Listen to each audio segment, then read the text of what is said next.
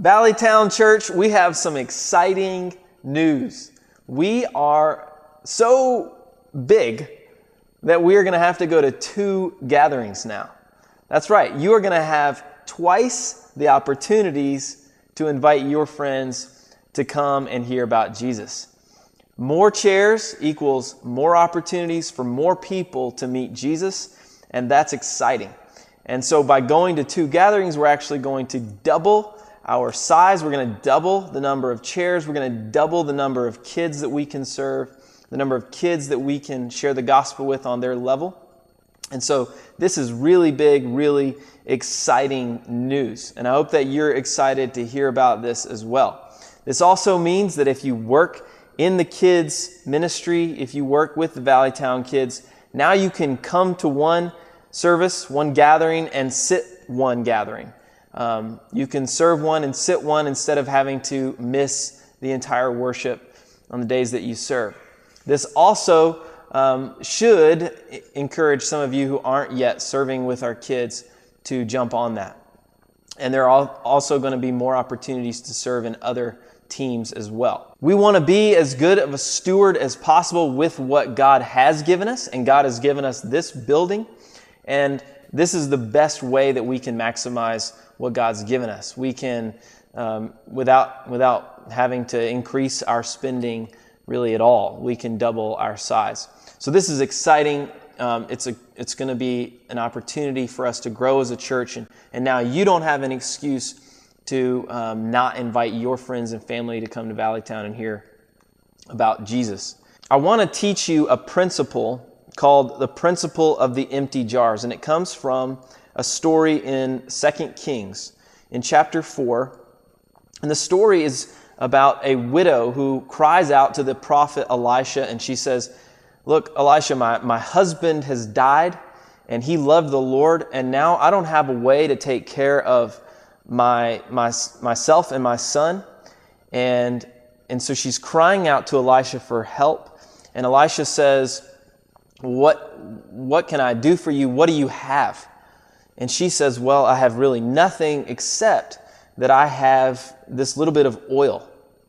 And so what Elisha does is he says, "Go and gather as many jars, empty jars, as you possibly can. Go to your neighbors' houses. Go and find as many empty jars as you possibly can." And so she does that. She brings those empty jars back to her house, and it says in 2 Kings chapter 4, verse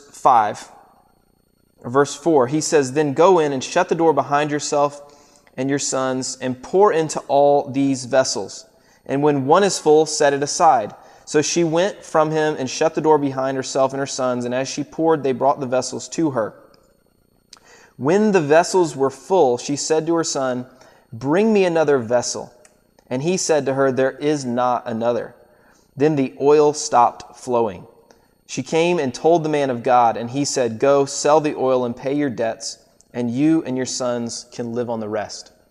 So what happened was that as long as she had empty jars, the oil continued to flow. But as soon as she was out of empty jars, the oil couldn't flow anymore.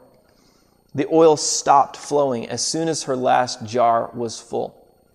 And we call this the principle of the empty jars because in order for us to act in faith, we need to trust that God still has more people that He wants to bring into a relationship with Himself. That God is not done bringing people to come to know Him here in this valley. And if we believe that, then it doesn't stop us just because our building is full.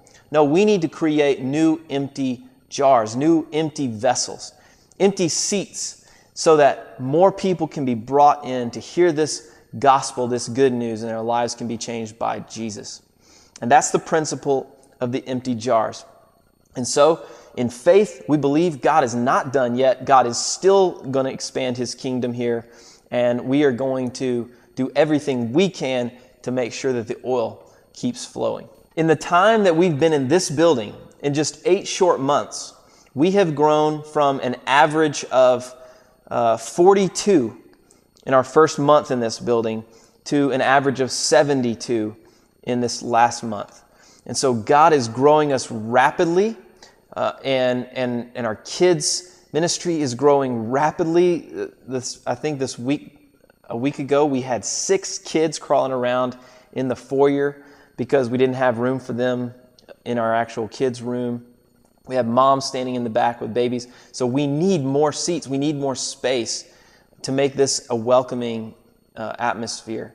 And some of you have friends, coworkers, family members. You want them to come to know Jesus. And so we need to make room for them. God is clearly not done yet with what He has started in this valley.